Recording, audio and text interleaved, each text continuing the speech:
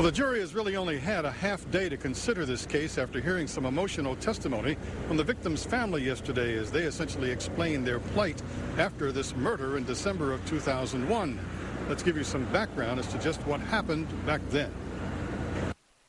This man bragged about the murder in a jail cell, but 36-year-old Timothy Dennis O'Reilly didn't know that his fellow inmate was recording the entire conversation for the FBI.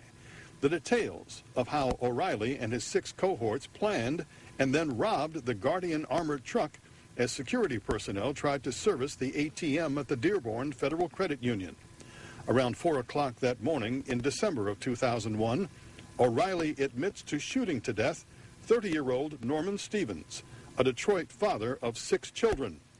The jury's decision whether or not to execute O'Reilly has once again fueled the death penalty debate. Definitely eye for an eye. You know, you take a man's life, then you should have to pay for it. I'm a firm believer of that, absolutely. I'd probably agree with it.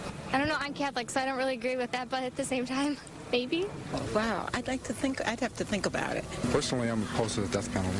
I'm against the death penalty. Because? Because sometimes innocent people die for crimes they didn't do. Of course, it's a much more serious debate for the jurors involved here. They must decide if the federal government should take the life of a man who has already been determined to be responsible for taking the life of another in a bank robbery, and that is the important distinction here. There are, in fact, 2 other suspects, but their trials have not started as yet. This one could wrap up later today if the jury makes the decision. Reporting live in downtown Detroit at the federal courthouse, Bill Proctor, Channel 7 Action News.